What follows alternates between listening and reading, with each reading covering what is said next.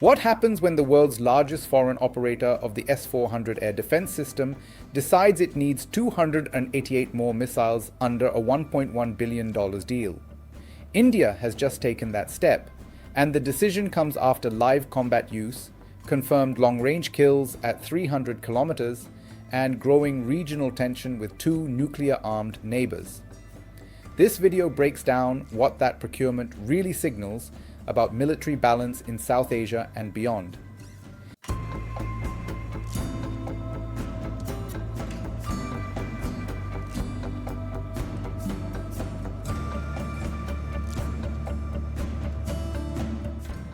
If this reinforcement succeeds, India consolidates one of the densest long-range air defense networks outside Russia.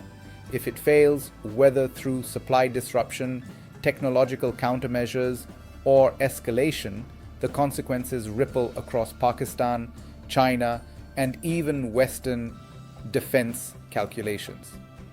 The stakes are not just tactical, they are structural, affecting deterrence, stability, air power doctrine, and alliance politics. In early 2026, the Indian Defence Acquisition Council granted acceptance of necessity for 288 additional missiles for the Russian-made S-400 surface-to-air missile system.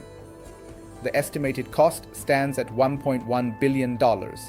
This follows India's October 2018 contract worth $5.4 billion for 5 S-400 regiments.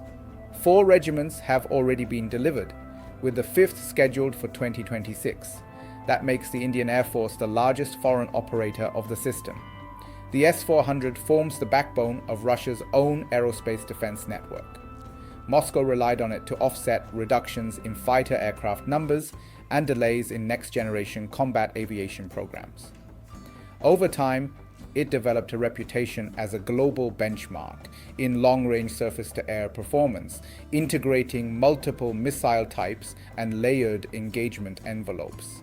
The system saw its first combat testing by Russian forces in February 2022 in Ukraine.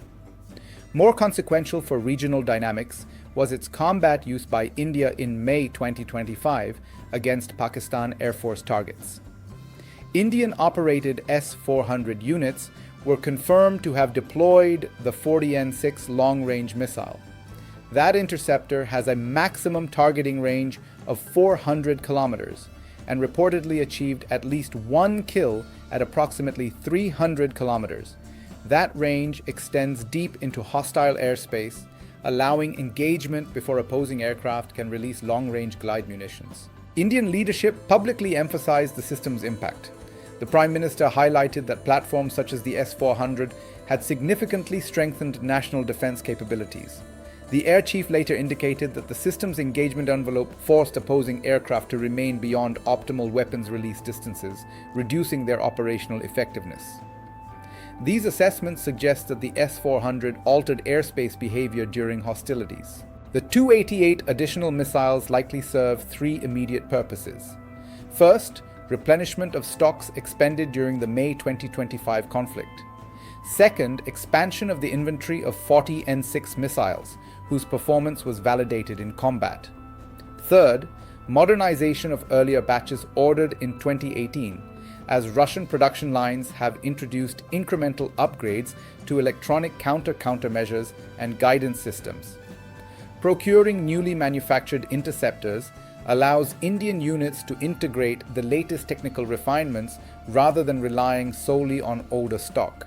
The scale of India's S-400 deployment already covers multiple high-priority sectors.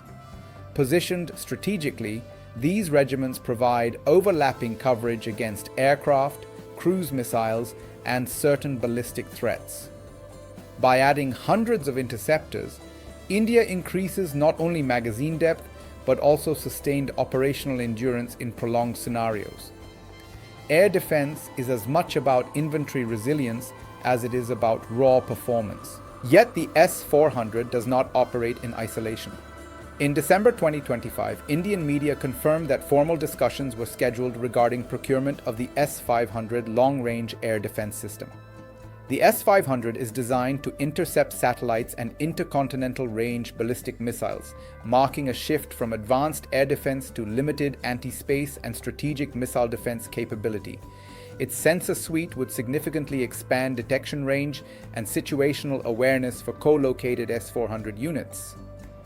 Both systems can employ the 40N6 missile, though the S-500 also integrates longer-range interceptors. Simultaneously, negotiations for at least 140 Su-57 fighters entered what officials described as a deep technical stage in January 2026.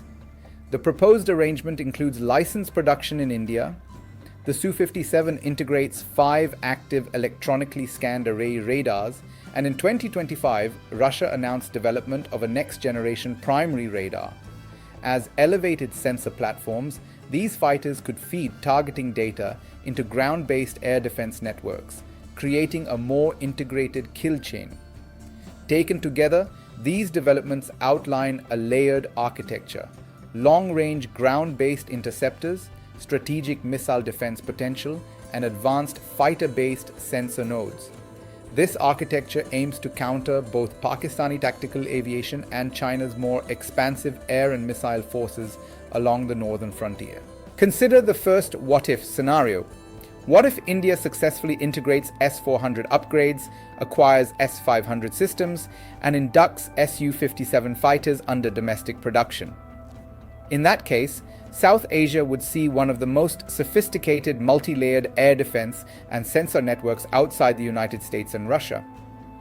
Pakistan would face compressed operational corridors, potentially accelerating its investment in standoff munitions, electronic warfare, or ballistic missile modernization. China would assess coverage overlaps along disputed borders, recalibrating its own deployment patterns in Tibet and Xinjiang. Now consider a second scenario. What if geopolitical pressure disrupts supply chains, whether through sanctions, export bottlenecks, or financial constraints? India has historically balanced procurement between Russia and Western suppliers. Expanding reliance on advanced Russian systems could complicate relations with partners concerned about interoperability and sanctions regimes. Delays or partial deliveries would weaken the intended deterrent effect and expose dependency risks. There is also the technological countermeasure dimension. Long-range surface-to-air systems depend on radar survivability and data integrity. Adversaries adapt through stealth shaping, decoys, saturation attacks, and cyber intrusion. The May 2025 conflict offered a real-world stress test, but limited engagements do not fully replicate large-scale air campaigns. Sustained high-intensity operations could challenge even advanced systems if magazine depth and reload cycles become constraints. Financially, the cumulative scale is substantial. The original $5.4 billion S-400 deal, the new $1.1 billion missile package, prospective S-500 acquisition, and potential Su-57 production line represent tens of billions in long-term commitments.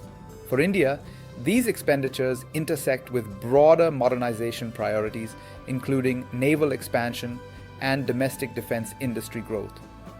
Resource allocation choices will shape force structure for decades. Ultimately, this procurement is about deterrence geometry.